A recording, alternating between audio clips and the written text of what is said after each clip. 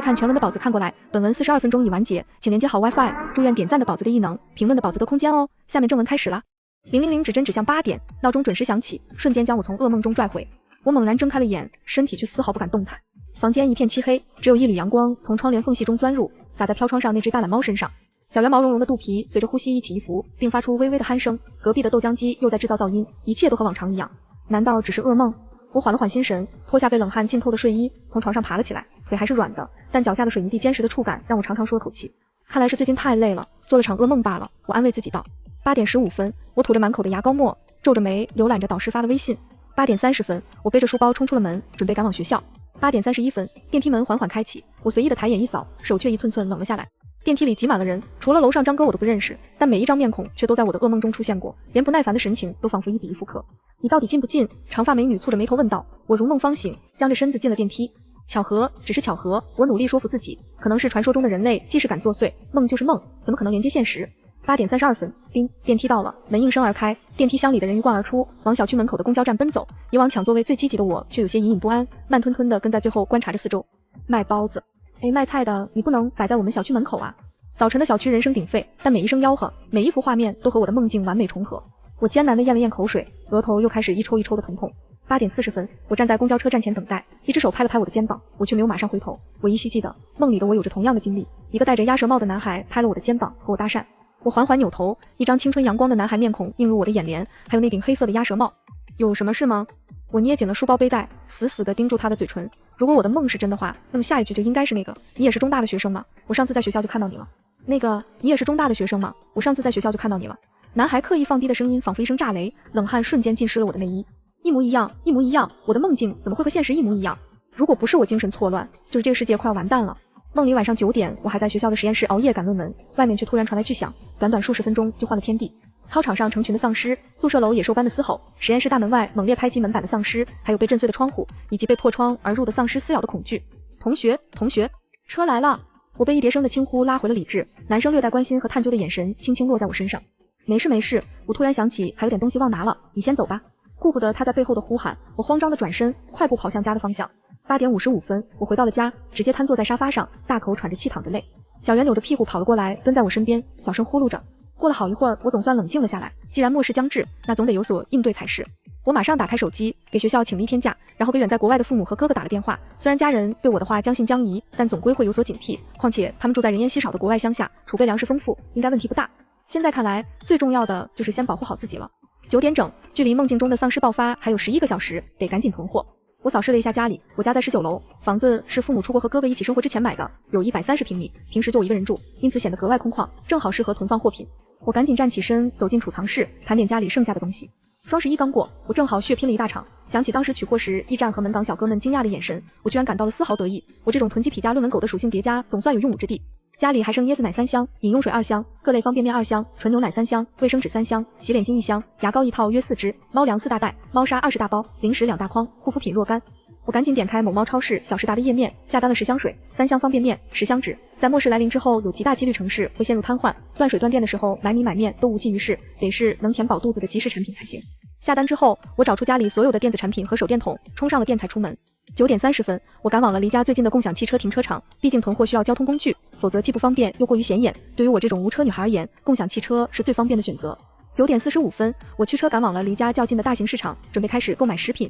首先得去速食区，饼干、面包、方便面都不能少。我对比着货架上产品的保质日期，尽量选择保质日期还较长的食品。最后拿了6大袋小面包、5箱方便面、10大袋巧克力、6大袋饼干、1箱压缩饼干、3袋猫粮。虽然干巴了点，但总算饿不死，我安慰自己道。接下来我到了地下一层，这一层主要是饮品、生鲜和冻货。我拿了1箱柚子、3箱柠檬和3箱苹果，这些东西既能放又能补充水分。然后生鲜蔬菜每样来了一点，满满当当一大箱，100个鸡蛋，还有10大袋冻干蔬菜水果。虽然不知道营养价值几何，但聊胜于无吧。接下来便是饮品，人可以7天不吃饭，却只有3天可以不喝水，没有生命之源，一切百搭。我赶紧扛了3箱矿泉水，3箱纯牛奶，拎了5袋奶粉，这些东西可是补充营养的好物，哪怕干吃也是有益的。还差什么呢？我苦苦思索着，却发现2个购物车已经满满当当了，心急吃不了热豆腐，行吧，先回去送货一趟。我费力地把购物车推送到结账柜台处，幸亏工作日消费者不多，可以节省不少排队时间。小姑娘买这么多东西干嘛呀？收银员一边麻利的工作，一边低着头疑惑道。我们学校有个大型活动，最近筹办，需要采购些货物。我笨拙地回答道。还好收银员工作忙碌，没时间戳破我拙劣的谎言。东西挺多啊，我推着购物车向停车场走去。现在卡里还有3万的奖学金和生活费存款，得赶紧买点有用的东西才是。我在心里默默盘算道。12点30分，我把购物和小区门岗处某猫超市的快递分5趟搬回了家。望着家里满满当当的几大箱货物，我却没有感到一丝安全感。太慢了，我太慢了。平时泡在图书馆里疏于锻炼，现在的体力完全不足以支撑这么大量的货物运输，居然花了这么多时间和精力才完成这些事情。咚咚咚，敲门声响起，我点的外卖到了。我疲惫地打开门，将外卖放在茶几上，给小圆倒上新鲜的猫粮和水，才开始吃饭。都要末世了，我还是只能窝在家里吃外卖。我暗暗苦笑，明明已经饥肠辘辘且精疲力尽，但却没什么胃口。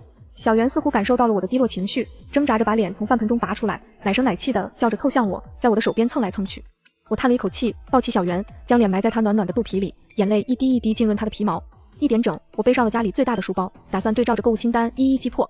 第一个目的地依然是超市，但这次得买一些日用品和肉类，以备不时之需了。我先走到了咸肉区，川渝地区的人民酷爱熏肉，这种肉类不仅风味独特，并且因为其特殊的制作、风干方式得以保存良久。我将咸肉区本就所剩不多的熏肉和香肠清扫一空，算下来够我一人吃上很久很久了。疯狂采购之余，我还顺手拿了一只烤得滋滋冒油的烤鸭，准备明天享用。虽是末日，却也不能亏欠了自己的肠胃。接下来便是其他食品，坚果类保质期较久，营养价值也很丰富，实在是必需品。我一口气扫了柜台几十包坚果大礼包，准备到时候每天补充一些必要的营养物质。接着就是罐头区，不用开火就能吃上肉类，实在是必备之选。我对照着柜台，将午餐肉罐头、猪肉罐头、鸡肉罐头、鱼肉罐头每样来了一箱。对了，值得一提的是，我还扛走了一大袋红薯，据说红薯饱腹感强，生吃也可，说不定能够成为未来的主食。在超市扫荡之后，我猛然想到了家装材料。丧尸病毒爆发后，城市势必会陷入瘫痪中，停电停水是必然的，因此到时候用电用水会是很大的问题。我赶紧驱车开往市内最大的家装材料市场，这里东西齐全且储备充足，能够满足立马取货的需求。第一件事是照明，在黑暗笼罩的城市里，失去社交的人最容易陷入情绪崩溃的情况中，光亮代表着生存的希望。我随便选择了一家小店，买了10几个高中常用的满电的充电板台灯，估摸着省着点用可以挺1-2个月了。然后就是太阳能充电设备和储水泵，对于我这种文科生来说可犯了难，什么样的材质储能最久，使用感最好，我是一概不知，只能听着销售员一通天花乱坠的狂吹，随即购买了价格最贵的2款，希望可以在末世之际发挥作用。这一通组合拳打完，回到家，时针已经指向了6点，购物和路途上耽误的时间太久了，只剩2个小时可以采购货物。我把最重要的药品留在了最后采购，毕竟一口气买下大量药品容易引人注目，我可不想末世还未到来就被人盯上。天一擦黑，我就戴上帽子，叼着面包匆匆开车出门了。为了保证药品购买足够且不引人怀疑，我选择了在周边几条街的药店分开购买，最终分别购买了20盒感冒冲剂、10盒感冒药、10盒布洛芬、20盒消炎药、50瓶消毒液，还有一些其他日用药品。我一边开车回家一边腹诽，小说里不是说多给点钱就可以买到抗生素吗？怎么这次不仅行不通，还被各大药房嘲讽？看来小说套路不能全信啊。晚上7点15分，我回到了家，只剩几10分钟就要爆发丧尸了。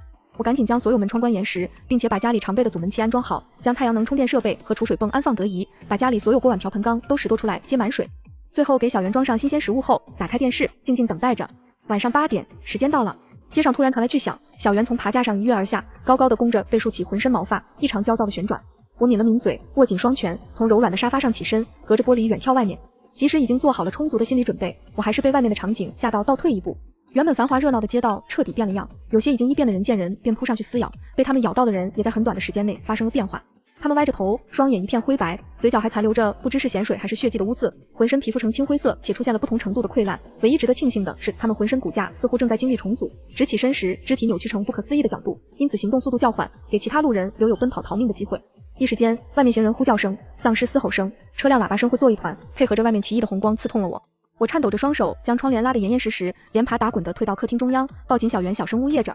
紧急报道！紧急报道！于今日晚8点左右，我国多市区突发不知名病毒。据前方记者发回报道，该病毒通过血液、唾液等方式传播，病毒有极强的传染性，被感染者存在生命危险，请所有居民立刻居家，紧闭门窗，居家隔离，等待政府指示。电视里传来新闻主播的声音，我抬眼望去，是那个平日里沉着冷静、妙语如珠、业务能力极强的主持人，而此时他的语速极快且夹杂着颤抖。我知道这个世界已经彻底乱套了，我只能保全自身，活下去。我赶紧拨通了父母和哥哥的电话，得知他们那里也出现了同样的情况，幸亏他们听了我的话，囤积了足够的食品，一家人都住在那栋小洋房里，暂无危险。听到他们的话，我才有所安心，跑进书房找出了本科实习时所有的高倍照相机和望远镜，用3脚架固定好，随时监控外面的情况。晚上9点，逐渐平复情绪的我抱着小圆进了浴室。要知道，过段时间停水之后，洗澡就成了奢侈。小圆这都几个月没洗澡了，趁城市还正常运行着，先给他来个洗浴全套吧。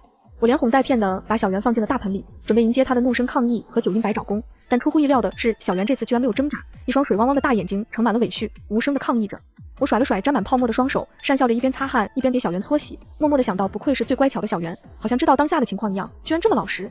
不过小圆似乎没有我想的这么逆来顺受，在面对吹风机时依然表现出极大的不情愿。经历了好一番鸡飞狗跳之后，小圆终于干干净净地走了出去。看着他扭着屁股头也不回的背影，我不禁一阵好笑，心里的惊慌愁绪也消散了不少。晚上10点整，我把自己从上到下洗刷得干干净净，摸着黑进了卧室。不知道丧尸除了被声音吸引以外，会不会被光线吸引？我带着疑惑，不敢将卧室大灯点开，只敢将小灯引亮，在梳妆台前坐了下来。末世生存不易，要减轻负担。我低着眉眼，默默在心中告诉自己。好一番心理建设后，我拿起了抽屉里的剪刀，抬头看着镜子里乌发如墨的自己。从小到大，这一头茂密乌黑的头发都是我的骄傲，是我无比珍惜的宝贝。但如今为了行动更便捷，省去水和日用品的消耗，只能剪短。思及至此，我坚定了决心，看着镜子里的自己，手里的剪刀划过了长发。镜子里被修剪的头发掉落，镜子外透明的眼泪也悄无声息地钻入地毯，晕开一个个深深浅浅的印记。泪眼朦胧间，仿佛看到以往那个我躲在镜子里满目怜悯，她温柔恬静，长发及腰，脸上充满着幸福的红晕。而现在镜子里的那个人，眼下发青，脸色苍白，堪堪及耳的短发被剪得七零八落，滑稽地挂在耳边。时移世易，一切都变了，无论如何，总归要认清现实，努力地活下去。我抹了一把眼泪，不再看镜子，抓着手机躲进了被窝。打开手机，短信和新闻蜂拥而至，闺蜜群里更是炸了锅。我早晨慌乱之时，在群里曾经隐晦地提醒了大家，有人庆幸听了我的话，囤了不少物品，也有人忙于工作，将我的话抛诸脑后，正在群里惊慌失措地发问。不过值得庆幸的是，虽然大家身处各地，有人在家里窝着，有人被堵在了公司，但总归都是平安的。我也加入了他们的聊天，大家七嘴八舌地讨论着。没过多久，疲倦便如潮水般涌来，手机里的聊天界面还在不停闪动，但我实在抵抗不住，睡意沉沉睡了过去。早上8点，闹钟准时响起，我挣扎着从被窝里伸出手，狠狠按停了它，顺手一把捞起床边的小圆下了床。还好还没停水，我在卫生间梳洗了一番后，给自己泡了一杯热牛奶，拿着一袋吐司坐在客厅地毯上，没滋没味地嚼着。丧尸刚爆发一天，我还是没有办法很好的收拾自己的心情，武装自己的情绪，毫无波澜地对待这个世界。草草吃完早饭后，我抱起小圆，慢慢靠近了窗户，从望远镜和摄像头外悄悄地观察着外面。短短一夕之间，已经换了天地。以往工作日的早晨，街道上热闹喧嚣，上学的小孩骑着自行车风驰电掣，上班的白领们一溜烟地跟着公交车撵，机动车道上堵成长龙的私家车司机焦躁地按着喇叭，满大街都是生活气息。然而如今，大街上空空荡荡，一个活人都见不到，只剩一些浑身破破烂烂的丧尸扭曲着游荡。至于楼下小区，更是一团狼藉，被掀得满地都是的花盆泥土，满地的血污，还有某些居民慌乱时开到楼下公共区域的汽车，里面正有2个丧尸和外面的丧尸大眼对小眼，画面滑稽，但我却无法笑出来，只觉得可怕。不知道小区里还有几家幸存。我一边想着，一边转动望远镜四处观察，对面几栋楼看起来还风平浪静，还有零零散散的几家亮着灯光，也不知道是不是暴风雨前的平静。小圆似乎不愿意待在窗前，扭了扭屁股从我怀里溜了出去，撅着屁股一头扎进了沙发里。我也觉得好没意思，回到了客厅，和家人视频通话互报平安，接着打开了微信聊天群。3个人的闺蜜群情况各异，我和安安都窝在家里，但小魏却被困在了公司里。万幸的是，她也算是公司的管理层，可以乘坐管理层专用电梯直通停车场和食堂，因此饮食和安全问题暂无大碍。只是她那个热爱性骚扰的上司也被困在公司，不知道小魏能不能抵抗丧尸和他的上司。我们叽叽喳喳的互相安慰支招，倒也觉得心情好了不少。中午到了，我打开冰箱，拿出前一天买的烤鸭放进了微波炉，准备大快朵颐。坐在餐桌前，闻着烤鸭飘散的香味，馋虫被勾了起来。已经2天没好好吃东西了，也该慰问一下我的肠胃。我把烤得滋滋冒油的烤鸭和散发着清香的黄瓜、青葱裹进松软的面皮，沾了浓稠的甜酱，一口一个的吃着。小圆也被美食吸引住了，扭头离开猫碗，3步并作2步的跳到了餐桌上，叼起一块肥鸭肉躲到了桌边，美美开始享用。看着小圆急吼吼的吃相，我不禁笑出了声。有他在，末世的日子也会好过很多。吃过饭，我收拾洗完后午睡了一会儿。等我从黑甜梦乡中醒来，已经下午4点了，天色已经渐渐灰暗，看来今晚是睡不着了。我抱着小圆到了客厅，拿着他的小玩具逗弄他，玩得正上瘾的小圆软软的叫了2声，兴奋不已。这是末世之后难得的温馨场面。我正嘴角含笑地摸着他，这时门铃居然突兀地响了起来，叮咚一声比1声大。是谁会在这个时候按我家的门铃？我吓得浑身僵硬，不敢乱动，只能死死地盯着门口。叮咚叮咚，门外的人好像没有放弃的意思，把门铃按得震天响。我终于回过神来，不能再让他按下去了，这样下去动静太大，即使不把丧尸招来，也容易引得居心不良的人侧目。我连爬带滚扑向大门口，颤抖着手指关掉了智能门铃的音量键，透过智能猫眼小心翼翼地望了出去。是他，我惊讶地张开了嘴。门外站立着一个娇小的女生，20出头的年龄，长发披肩，面容姣好，细长的眉，圆润的眼，还有昂起头时下颚线画出的优美姿态，颇有一股弱柳扶风的气质。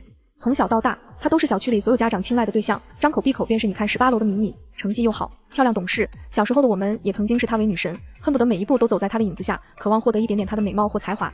直到有一天晚上，疯完回来不敢回家的我，偷看到敏敏正在楼下踢小区的流浪猫，是那只白底的小花猫，它最是亲人，也许并不知道它常用的撒娇打滚伎俩为何会招来如此横祸。我实在看不下去了，怯怯地从墙角阴影中钻了出来，小声呵斥它，放走了小猫。敏敏稍显惊慌的抬头，一看发现是我，眼底的恐惧瞬间褪去，轻轻的翘起嘴角，不屑的笑了笑，便扬长而去。至此之后，敏敏在我心里就变了模样，而我也如他所料，并未声张这件事。毕竟，一个调皮的孩子对乖乖女的控诉，只会是污蔑吧。陈鑫，陈鑫，是我，求求你开开门，我好害怕。门外敏敏刻意压低声音的呼喊，瞬间将我的思绪拉回到现实中来。看着他哭得梨花带雨的样子，我却陷入了深深的疑惑。我们这个小区是一梯两户，每一楼的住户都持有对应楼层的电梯卡，除非住户远程控制，其他人是不可能上到别的楼层的。你是怎么上来的？我谨慎地问道。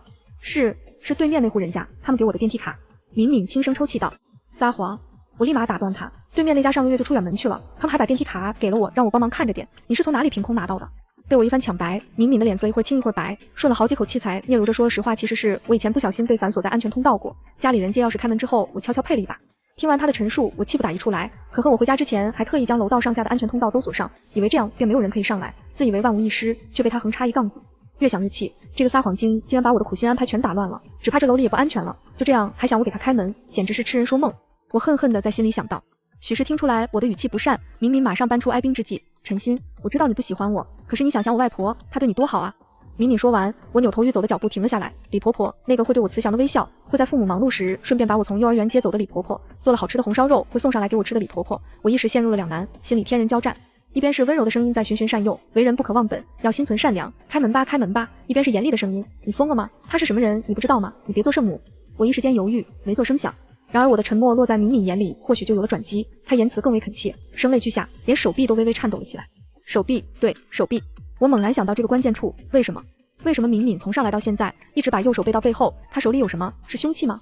未免打草惊蛇，我软着声音，尽量温和地说，你说的对，大家要互相帮助，我这儿有吃的喝的，但是这个门做过处理，一个人打不开，你帮我使劲往里推一下门，我把机关都给拆了才能打开。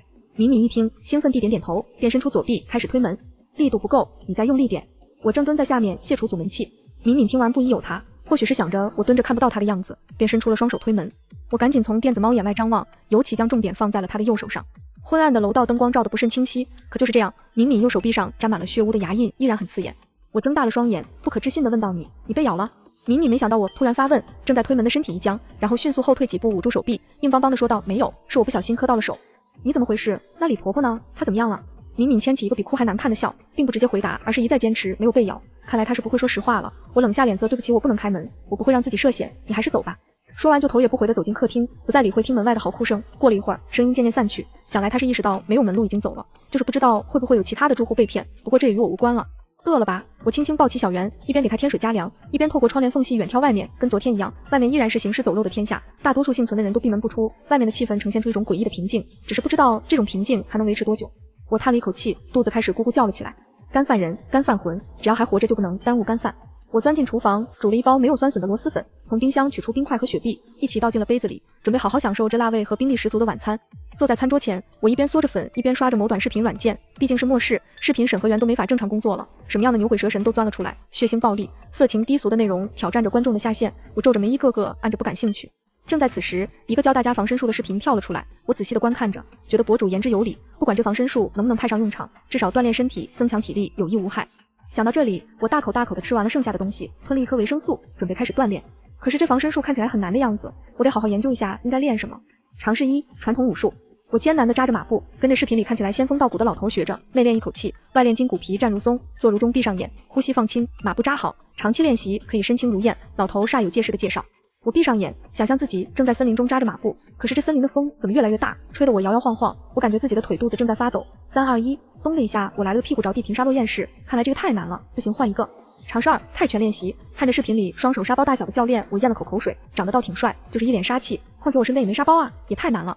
尝试3，普拉提。我也不知道这是干什么的，但似乎口碑不错。我皱着眉跟着视频里的女教练一步步学习，碰到高难度的伸展动作就犯了难。扭头一看，小圆居然也在旁边学着我的姿势，只是她显得柔软轻盈得多，眼神似乎在嘲讽我这个弱鸡。算了，再换一个。世上无难事，只要肯放弃。经过好一番筛选，我最终选定每天早晚的练习基础瑜伽和女子防身术1小时，既能舒展筋骨增强体力，也比较适合我这个没什么功底的人。日子就这样过去了2天，撸猫、吃饭、偷窥外面、锻炼身体，一切都很平淡。直到2天后的晚上，我正在一边碎碎念一边没有公德心的悄悄往楼下扔垃圾。实在抱歉啊，没有垃圾处理的地方了，能用食品粉碎机的我都用了，其他的只能如此了。手机突然亮了起来，我拿起手机，是闺蜜群小薇发了一条语音，我点开一听心就揪了起来。小薇止不住的抽泣，呜咽破碎的声音伴随着丝丝的电流干扰声传来。杀人了，我杀人了！我和小安被他这一条语音短信吓得心神不宁，我赶紧点开了群视频通话，小安和小魏也陆续接通了。从镜头里看，小魏状况的确不太好，头发打结缩成一团，满手血污，衣服也凌乱得很，整个人精神高度紧张，只知道抽泣，半天也说不出一句完整的话来。经过我和小安的耐心劝服，终于让他情绪逐渐平稳了下来，也大概了解了事情的经过。原来在丧尸出现后，小魏和他的上司以及零零散散几个员工一直被困在公司里，在度过了头几天的恐慌期之后，大家逐渐认清了现实，开始强迫自己适应当下的情况。由于公司里食物存量较少，大家不得不轮流乘坐管理层专用电梯，冒险去食堂拿一些食物带回办公室。但末日之下，哪里还有什么纪律和道德可言？当上司和几个平日里臭味相投的男同事逐渐意识到法律和道德规范失灵之后，弱肉强食的法则悄无声息地在这个狭小的办公室运行起来。身强力壮的男人霸凌着较为柔弱的女人们，白日里逼迫他们外出食堂打猎，稍有不从便以拳打脚踢和驱逐出境为筹码交易威胁。夜晚到来之际，男人便对他们动手动脚。所幸丧尸爆发至今还仅有几天，大多数女同事还能够轮流职业自保。末世默默防搬运提示：尊重原创，拒绝搬运，从你我做起。时间越久，小魏和女同事们精神越是紧绷，白日去食堂的疲惫和紧张已经足以累倒他们，晚上还要打起精神应对丧尸以外的禽兽的侵犯。过去被万恶的资本家996驱使，现在还要被恶心的性骚扰者奴隶。现在的他们已经是强弩之末，稍有风吹草动就高度紧张。文明社会繁衍的知识女性有自己的尊严和骄傲，可以在底线范围内付出劳力，但绝对无法长期忍受非人的折磨。因此，小魏和女同事已经偷偷密谋了几天，在食堂里顺了一些餐刀、叉子以作防身，准备给予适当的反击，威吓他们。但他仍然低估了这群禽兽的底线。当晚，上司和另外2个身强力壮的男同事不发一言，将小魏从女生群体中揪了出来，不顾他的挣扎呼喊，将他扔到了办公室最里面的小隔间。上司独身进入并反锁上了门，小隔间里便只剩他们2人。上司狞笑着就栖身压住了小魏，隔着厚厚的衣服和刺人的胡茬，将脸埋到小魏的脖子里吸吮。小魏挣扎呼叫之间，嗅到了上司身上几天没洗澡的酸臭味和烟酒味混合在一起，形成了一种奇异的味道，催人欲吐。小魏反抗得更激烈，挣扎之间错手用带回来的餐刀戳死了上司。等小魏从癫狂中冷静下来时，已经是满身血污。我和小安听完静默了半天，急性子的小安破口大骂：什么狗屁男人，你杀好杀的对，不杀他死的就是你，不死在他们手里就是死在丧尸手里。语气之愤恨吓得她背后的老公瑟缩了一下。我陷入了沉默，良久之后对小魏说：不要内疚了，野兽丛林从来就是适者生存，你是自卫过当过失杀人而已。相比之下，他们逼迫你和同事们去食堂的举动才是真正的故意杀人。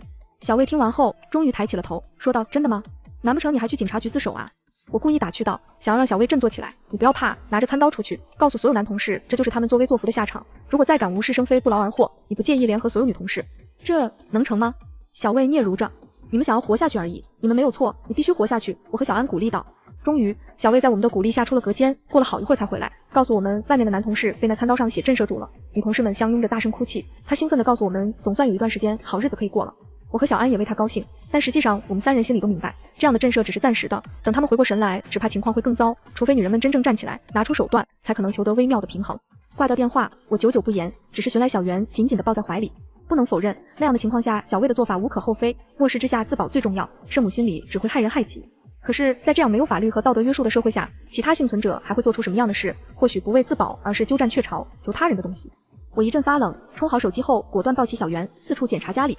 大门紧闭，阻门器完好，阳台金刚网和铁丝网完好，基本安全可以保障，只剩生活阳台外。为方便晾晒衣服，我当时并未额外封上金刚网，或许不法之人可以从楼上垂钓而下，破窗而入。我思虑着，把家里所有钉子都拿了出来，尽量小声地将所有钉子凿进了从楼上下进入的必经落脚处。没有落脚点如何进入？除非是蜘蛛侠吧。大功告成，我仔细观察了一番，确保没有问题，才回到客厅。或许是白天被小魏的事情吓到，当晚我便做了噩梦。等我从梦中醒来，只觉得口干舌燥，下床拿水的时候脚不虚浮，地面如棉花一般，让人找不到下力点。一阵冷风吹过，我打了个哆嗦，一摸额头不出意外发烧了。幸亏早有准备，我从箱子里翻出一盒感冒冲剂和一颗药，不管3721和水囫囵吞下去，又钻进被窝入睡。不知道过了多久，哐的一声，似乎是玻璃碎了。我从床上下来，披上外套，警觉地拿起房间里的水果刀，悄悄走到客厅，发现客厅窗户破了一个大洞，正有一个人试图从破洞中钻进来。怎么会这样？明明客厅封好了呀，金刚网呢？不等我呼救，那个人便狞笑着靠近我，压了上来。别！我满头大汗地睁开双眼，原来一切都是梦。小袁这个家伙压在我的胸口，难怪我觉得无法喘息。我穿好衣服走到客厅，四处巡视，确保一切无碍后，瘫软在沙发上，身上的冷汗一股一股接着出，一会儿冷一会儿热，看来感冒还是没好。我随手从沙发边上扯过来一个小毯子裹住自己，开始发呆。距离丧尸爆发到如今已经快1周了，自来水量肉眼可见的变小，接满1桶水需要花上10几分钟，看来水厂支撑不了多久了。我正想着，哒的一声，家里的灯光全都熄灭了，应该是跳闸了。我思忖着，走到玄关处推起了电闸，然而还是没有灯光。我特意等了10几分钟，将家里的电笔拿出来对准插口一一试验，发现没有动静。难道是停电了？我一边想着，一边打开微信和微博，大家都在哀嚎停电的事情，看来电厂也支撑不住了。我努力摇了摇头，驱散感冒的浑浊之气，想更清醒一些。既然如此，那之前购买的太阳能充电设备和储水泵也该按部就班准备上了。我脱掉小毯子，跟着网上的教学，一步步安装好了设备，并且将储水泵放置到了阳台外的金刚网上，准备等下雨之际储存水源。看着只是灯亮起，我才松了口气。回到客厅，昏昏沉沉之际又睡了过去。丧尸爆发第7天开始间歇性停水，丧尸爆发第9天正式停水，丧尸爆发第12天水电皆无的情况下，撑了2-3天的人们终于忍不住了，蠢蠢欲动起来。一天中午，我正在和小圆吃午饭，听到外面传来巨大的声响。我和小圆面面相觑，思索片刻，我轻手轻脚地走到阳台，就着望远镜，小心翼翼地从窗帘缝隙中望去。外面阳光炽热猛烈，可发生的事却让人生寒。小区的小卖部闯入了劫匪。我们小区的小卖部并不在最底层，而是在第2楼的架空层中，不仅方便大家购买，而且避开了影响小区形象的问题。这个设计也帮助他们在丧尸爆发之时躲开了底层徘徊游荡的丧尸，能够幸存。然而小卖部货源充足，既是末世生存的绝佳场地，也是歹徒谋划抢劫的第一目的地。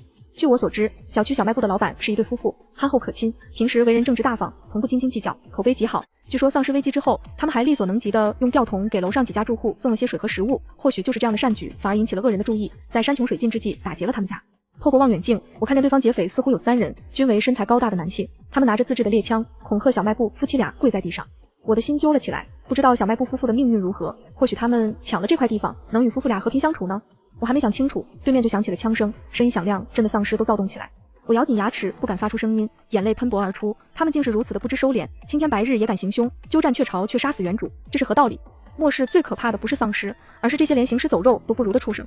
拉上窗帘，我魂不守舍地回到沙发上，捂住嘴，不敢发出呜咽声。看来我一开始就紧闭窗帘的举动是正确的，降低他人注意力，以免招来祸端。然而这样的日子什么时候才是个头？什么时候我们才能正大光明地打开窗户拥抱太阳？什么时候一切才会平静，罪恶才会在阳光照射下无所遁形？我抱紧身旁的小圆，拼命维持身上和心中的热气。苟下去，活下来，但一定不能麻木，我告诉自己。只是没想到，后来的我没能守住我的原则，为了活下去，我也会不择手段。丧尸爆发第19天，我用储存的雨水洗了个澡。丧尸爆发第21天，我收到了一条短信：吃独食的滋味还好吗？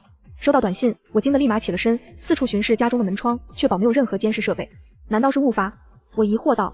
但随后短信一条接一条的涌了进来。那么多东西，一个人吃得完吗？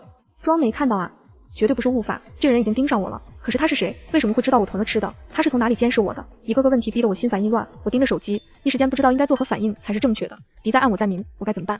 如果你还不回的话，可不能怪我喽。你说，要是大家都知道你有吃的会怎么样啊？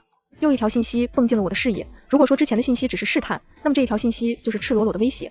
我紧张的牙齿发战，手掌心的热度快速退却，只觉得烈日炽热的中午，身上却冷得厉害。不能再等了，他切切实实拿住了我的软肋，如果再不回应他，说不定问候我的就是那把猎枪里的子弹。我双手握紧手机，抖着手指拨通了这个电话。喂，你是谁？我哑着嗓子小声发问。然而对方却没有立马回答，而是良久沉默。此时此刻，沉默成为了他的武器。这鸦雀无声的片刻，是我和他无声的较量。听着听筒里传来的均匀的呼吸声，我仿佛能看到那个人游刃有余的样子。我不再是他势均力敌的对手，我只是一只被发现了踪迹的老鼠，而他是那只充满闲情逸致、逗弄猎物的猫。我终于忍不住了，出声打断了这场对峙。你到底是谁？你想要干什么？呵呵。对面传来了那个人刻意压低的笑声，仿佛我的问题是多么可笑的发言。好久不见，什么意思？听他的口气，难道和我相识？我满腹疑虑，问道：我难道应该记得你？小师妹，你可真是贵人多忘事啊！是你！我脱口惊呼道：你还活着？终于想起来了。不过你这话说的可真不够意思，能不能盼着点好啊？对面传来他略显做作的嗔怪声。我厌恶地皱了皱眉，原来是张真，隔壁实验室的师兄，也是我前男友。记得刚入校时，我对这里的一切都很陌生，不熟悉的同学老师，繁重的课业，没完没了的论文，我压力巨大，只觉得喘不过气来。就是这个时候，张真走进了我的生活。他是隔壁实验室的博士，五官清秀，身材颀长，性格温柔又体贴，是咱们系公认的男神，备受欢迎。我跟随导师和他们导师组开了几次会，两人也逐渐熟络起来。他见识多，风趣幽默，又善体察人心，很快就察觉到了我对新环境的不适应，经常在学业上帮助我，课余时间也约我出去爬山锻炼，很大程度上疏解了我紧张的情绪。随着我在新环境越来越如鱼得水，张真也和我越发亲近，没过多久他就成了我的男朋友，当然是保密的。张真说，实验室恋爱向来是为老师们所不喜，因为不仅影响学习，还影响同学关系正常相处，因此我们开始了地下恋爱。但没想到的是，张真背着我继续以单身的名义四处放射温暖，实验室里的女生被他霍霍的不少。我在几个月之后才知道他的真实面目，一气之下便和他分了手，再无往来。好歹是认识的人，总算不至于两眼一抹黑。我镇定了点，开口问道：你想做什么？他悠悠道：也没什么别的事，就是老朋友叙叙旧。我一个人在实验室里可闷坏了。实验室？我表情凝固了一秒，怎么会？明明梦里实验室一开始就被丧尸攻破，他怎么会还活着？难道我的行动轨迹也改变了一些事，让他还能活着？带着疑问，我试探性问道：你一个人吗？难道你那边没有丧尸吗？他讥讽道：好没意思的问题，如果没有丧尸的话，我现在还一个人待着。看来果然和梦里不一样了，现在的实验室还算是安全。那你发信息干什么？真是饱汉子不知汉子饥，我在这儿挨饿受冻这么多天了，当然是找你借点吃的呀。借，真是说来好笑，明明是抢吧，我冷漠的拒绝，我也没有吃的呀，都是家里剩了一点点，我也饿了很久了。他一听笑了起来，骗谁呢？你丧尸爆发头一天不是买了不少东西吗？他怎么会知道？我一下慌了神，明明我行事低调，买东西的时候都戴了帽子口罩，运货也是在地下停车场悄悄进行的。我苦苦思索，不得其解。说话呀，别装了，只要你需要，我可以花钱买。或许是我的沉默激怒了他，他语气激烈了起来。对，之前灵光闪过，我一下明白了。和他谈恋爱的时候，有一次出国参加学术会议，为了方便他帮我办理手续，我把银行卡预留手机号码改成了他的手机号，之后也一直没改过来。看来是购物那天源源不断的大额消费信息提醒到了他，他的聪明才智足以让他在丧尸爆发后的几天缓过神来，真是百密一疏。我恨恨地想，凭什么？你也可以不给我，但你想想，如果我把你家住址和你有大量食物的信息发到网上，你猜会怎么样？现在兵荒马乱的，可是谁也管不了谁吧？他口气忽地炽热起来，带着恶意的语气，轻描淡写地说：“这个无赖！”我气得恨不得破口大骂，可一时之间却也想不到对策，只能敷衍到你也知道外面乱，我怎么给你送吃的？还没出大门就被围攻了吧？他倒是反应很快，迅速回答道：“这个你不用担心，实验室里有几台无人机，我记得学校离你家不远，我操纵无人机从阳台走到你家窗户边上，你给我准备点吃的，让他带回来。”想了想，他又添了一句：“别太重哦，无人机可受不了，这里水不缺，带点有营养的吃的最好。”要求还挺多，我磨了磨后槽牙，再三忍耐后警告他：“可以，但只此一次，否则我不会放过你。”他一口答应了下来，挂掉了电话。过了半小时，阳台窗户传来轻声敲击声，我不情愿地拎着一袋吃的走去，把袋子拴在了无人机携带的小钩子上，狠狠关了窗，回了客厅。没想到的是，我低估了他无赖的程度。没过2天，我又接到了他的电话，他在电话里死皮赖脸的，半哄骗半威胁的让我再给他烧点吃的。挂掉电话，我气得走来走去，焦躁愤怒的摔着家里的枕头泄愤，直到精疲力尽才坐了下来。气过头了反而会让人冷静，我一时的仁慈没想到给他机会，这个人就是个祸害，留着只会不停的勒索我，我一定得想办法摆脱他。杀了他，我被自己心里的声音吓了一跳，前几日对自己的告诫言犹在耳，我怎么能有这样的想法？但心里的声音却不停地蛊惑我，一声接一声，杀了他，杀了他吧。我努力摇摇头，想摆脱掉这样的想法，防人之心不可无，但也不能主动去加害他。我告诉自己，如果放在以前，这样的事情报警处理便好，但现在外面一片混乱，秩序也被打乱，那就只能守住本心，尽量维护自己的道德和公理心。思索完后，我还是起身拿起一个塑料袋，挑挑拣拣的给张真准备一些吃的。我尽量拿了一些压缩饼干类的医保副存量多的食物，准备好后给他打电话。张真，念在我们是旧相识，我还是选择帮你一把，但你也要记住，不能暴露我的任何信息。我一字一句慢慢的说道。知道了，你放心。张真对我的话不以为意，依旧漫不经心的回答。我有些来气，深呼吸了几下，缓了缓情绪，才开口继续说道：我希望这是最后一次，我真的没有多的食物给你，当然我也绝不会去泄露你的消息，希望你能知收敛。知道了知道了，况且你暴露我有什么好处？我这里可是山穷水尽。张真有些不耐烦地催促道：准备好了吗？我操纵无人机过来了。好，我不愿多和他废话，简短的回答。过了一会儿，无人机过来了，我照往常一样将食物挂在无人机上，准备关窗返回。但就在这时，情势突然发生了变化。对面小卖部那群劫匪很少会在这个时候出来巡逻，为了防止他们看到我的动作，我还特意选择在生活阳台，也就是他们的视觉盲区进行操作。但不知为何，他们今天偏偏选了这个时候窥视外面，也就是在这个时候看到了从生活阳台片区飞出去的无人机。谁对面劫匪一声大叫，惊得路边树枝上的鸟儿骤然飞起，社区里游荡的丧尸纷纷侧目，我也吓得马上蹲下身，不敢露头。这群劫匪倒真是有恃无恐，难道不怕丧尸循声而上吗？我想到，但此时却没有多余的时间琢磨这个事情，先避开他们的耳目要紧。我继续蹲在窗下，一动不动地持续了10几分钟。幸亏我家是高层，无人机溜得倒也很快，他们只意识到小区里还有幸存住户，并不知道到底是哪家，否则也不会贸然出声，更不会至今都没有行动。我蹲着，慢慢地回到客厅，到了安全处才敢直起身，但可能蹲的时间过久，腿都麻了。我一边敲着腿，一边挪到阳台上，通过望远镜监视着对面小卖部的一举一动。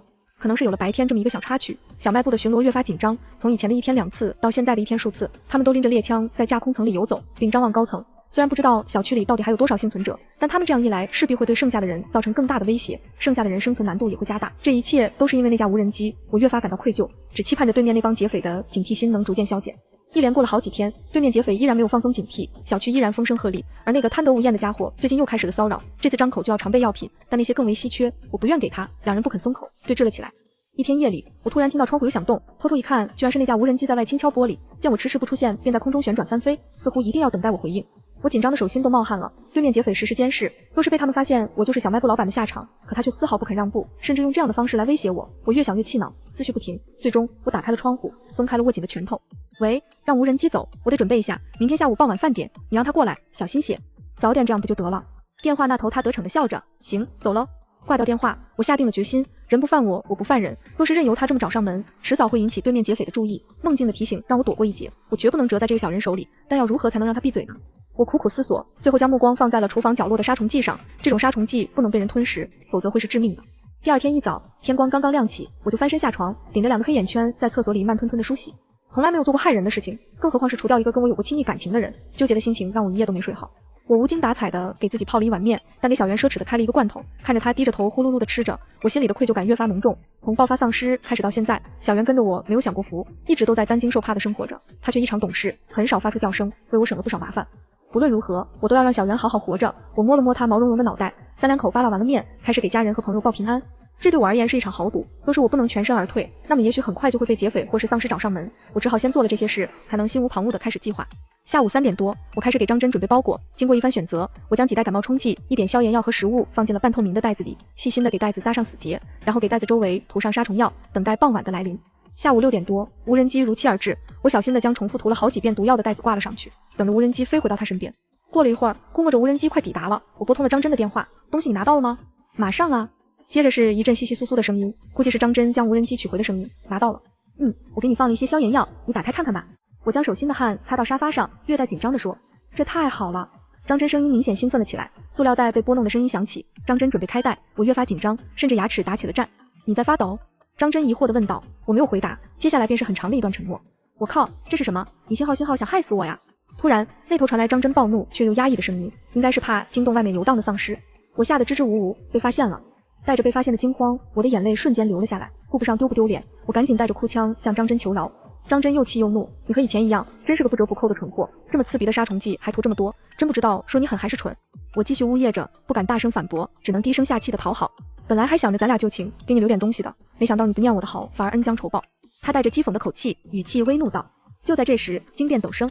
哇呜！话筒那边突然传来了一声巨大且刺耳的警报声，接着就是张真手忙脚乱的声音和玻璃碎裂的声音，似乎是丧尸破窗而入进了实验室。奔跑声、啃食声、尖叫声一时间凌乱不堪地涌入话筒。我吸了吸鼻子，停止了啜泣，面无表情地抬起头抹掉眼泪，挂掉了电话。蠢，真不知道你说的是我当年爱上你，还是你的自以为是。我一边拿起杯子小口喝水，一边回想整个计划。张真此人聪明机灵，表面温润如玉谦谦君子，实则是个容忍不得他人怀疑指责的自大狂，稍有不顺心便性子急躁。当然，一个外表出众、成绩出色的男孩，自出生以来当然是备受亲朋关照、同龄人追捧，一路顺风顺水，自然以为事事皆在掌握。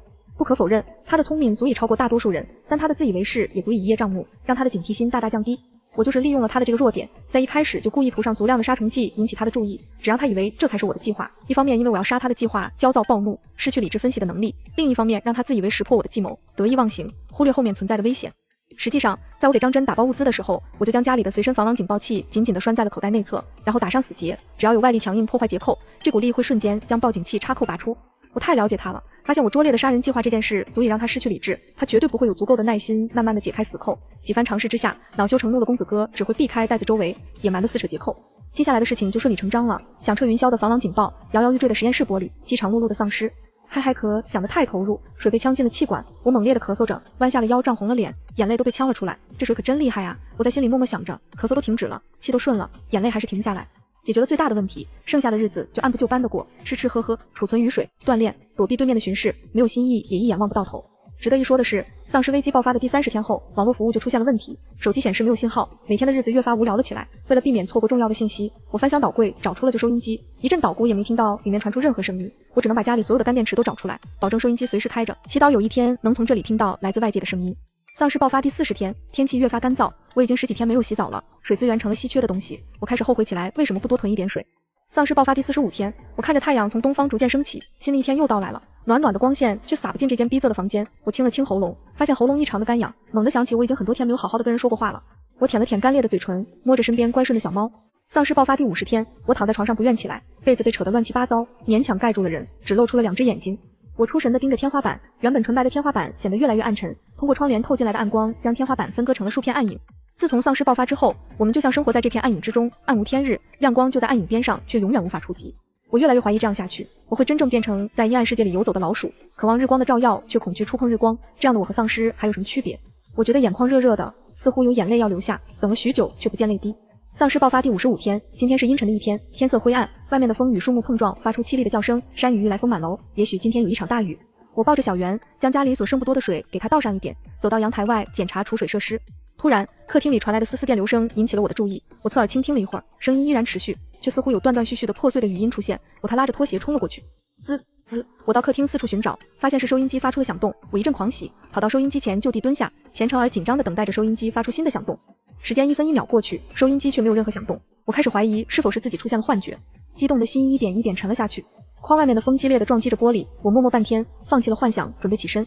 就在这个时候，收音机有了响动，先是一阵激烈的电流声，接着声音慢慢清晰起来，一遍又一遍的重复。这里是中华人民共和国中央临时电台，下面紧急播报，请所有幸存者居家自我保护，保持通讯顺畅，等待最新指示。党和国家没有放弃你们，请。我屏住呼吸，听完这一段，愣了片刻后瘫坐在地上，不管不顾的嚎啕出声。熟悉的声音抚平了我的恐惧和无望。我以为我几乎已经确定要被饿死在这里，我以为我永远无法走出这里，我以为我永远无法站在太阳下，在这趟沼泽里沉浮这么久，挣扎了这么久，我快要放弃自己，任凭自己下沉坠落时，突然有一双强有力的手拽住了我的手腕，指尖的余热窜进了这片沼泽，沸腾了这片沼泽。我抱紧循声而来的小圆欢喜地说着话，我并不知道自己说了什么，更不知道我想说什么，眼泪和鼻涕混作一团呼在我的脸上，我却觉得从未有过的清明，那种劫后余生的欣喜和感动冲击着我的泪腺，让我无法掩饰此时此刻的激动。轰雷声乍然响起，随即大雨落下，雨滴夹着劲风扑向窗户。我和小圆相拥在家中，却觉得异常的温暖。久旱逢甘霖，雨水终将拯救干涸的土地。丧尸爆发第60天，这几天收音机都会反复播放同样的讯息，虽然没有新的指示，但我却觉得异常安心，也有了斗志。我通过望远镜观察外面，发现这几天楼下的丧尸群有些奇怪，虽然他们依然是每日都在游荡，却似乎有了一条逐渐清晰的移动轨迹，而且他们的状态异常的焦躁，似乎有什么在呼唤着他们。我不敢掉以轻心，一整天都站在窗前偷偷观察。凌晨时分，如墨色般的黑夜突然跳动起了一束橙色的光，是火焰，巨大的冲天的火焰，燃烧在郊区的方向。我惊讶地看着那团火，只觉得那火光颜色十分温暖。丧尸爆发第63天，那团火依然在燃烧，滚滚的黑烟几乎笼罩了那片土地，而楼下丧尸的数量越来越少。通过几天的观察，我发现丧尸的行动虽然缓慢，却都在朝着同一个目的地靠近，郊外。我不确定那团火的目的是什么，但我想一定和收音机里的播报，还有丧尸的消失有关。丧尸爆发第70天，火焰逐渐熄灭了，但我却不敢打开窗，燃烧烟尘之大，连市中心都受到了影响。但到今日，楼下和外面街道上已经一只丧尸都没有了。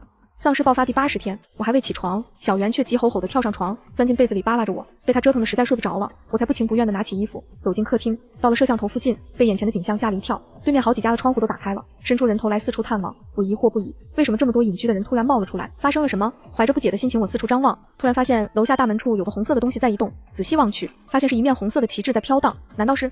难掩激动的心情，我揣测着，一把拉开窗帘，伸出头四处张望。中华人民共和国临时电台播报，请所有居民注意，我军已初步控制病毒蔓延情况，请所有居民继续保持居家隔离状态，政府会安排不定时物资投放，请相信党和国家。后面的话我没有听完，只听见小区里爆发出了热烈的掌声和抽泣声。我抬头望向天空，乌云逐渐散开，太阳悬在当空，散发出炽热的光线，而这一束光终于洒进了这间房子。